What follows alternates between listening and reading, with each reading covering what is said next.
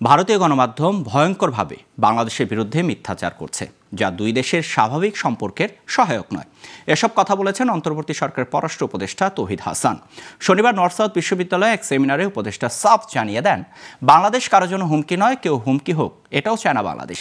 পারস্পরিক স্বার্থ বিবেচনায় ভবিষ্যতে যে কোনো দেশের সাথে সম্পর্ক নির্ধারিত হবে বলেও জানান তৌহিদ হাসান। বিস্তারিত মোহাম্মদ নুরুন নবীর রিপোর্টে।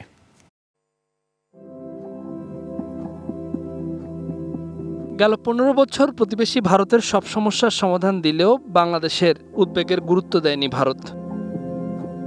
কাজেই 5ই আগস্টের আগে ও পরে দুই দেশের সম্পর্কের ধরন এক হবে না, এটাই স্বাভাবিক। একপাক্ষিক নয়, বরং উভয় দেশের স্বার্থ সংরক্ষিত হয়, সেই অবস্থানে নতুন বাংলাদেশ। সেমিনারে বক্তারা আরও অভিযোগ তোলেন, বন্ধুত্বের নামে এতদিনের বর্ণনা সঠিক নয়, বরং সীমানার 3 দিকে ঘিরে থাকা বৃহৎ প্রতিবেশীর কাছে অনেকটা পরাধীন করে রাখা হয়েছিল এদেশকে। সেই সব অধ্যায়ের এবার পুরো সমাপ্তি টানার পালা। আওয়ামী লীগ সব দিয়ে দিতে পারে, সব দিয়ে দেয়।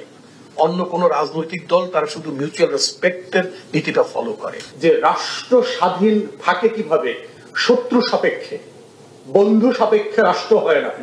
এই যে false notion of political science, আমার থেকে যে ভারতের নিজের আমাকে নিয়ে বেশি ভয়ের কারণ আছে, সেই গল্পগুলো আলাপগুলো কখনো এখানে তোলা হয় নাই, কারণ তোষামোদের রাজনীতি আছে। বাংলাদেশ ভারত সম্পর্ক, প্রত্যাশা, প্রতিবন্ধকতা ও ভবিষ্যৎ শিরোনামে এই সেমিনারে পররাষ্ট্র উপদেষ্টা অভিযোগ করেন, অভিন্ন নদীর পানি বন্টন, সীমান্ত হত্যা, ট্রানজিট সুবিধা, অসম বাণিজ্য সহ সব বিষয়ে ভারত সমাধান চায়নি, বরং বড় করে দেখেছে নিজেদের স্বার্থকে। একই সাথে আমাদের কনসার্নগুলো মিট করা হতো ঠিক মতো, তাহলে কিন্তু দ্বিপাক্ষিক সম্পর্ক নিয়ে এই যে এক ধরনের একটা চলাচল, সেটা কিন্তু থাকতো না। আমরা আশাবাদী হতে চাইবো যে আমরা একটা ভালো সম্পর্ক প্রতিষ্ঠা করতে পারবো, যাতে করে দুই পক্ষের স্বার্থ সংরক্ষিত হয়। ভবিষ্যৎ মূল নীতি হবে, মূল লিটমাস টেস্ট হবে যে স্বার্থ, আমাদের স্বার্থ। সমালোচনা করেন ভারতীয় গণমাধ্যমের অপপ্রচার নিয়ে।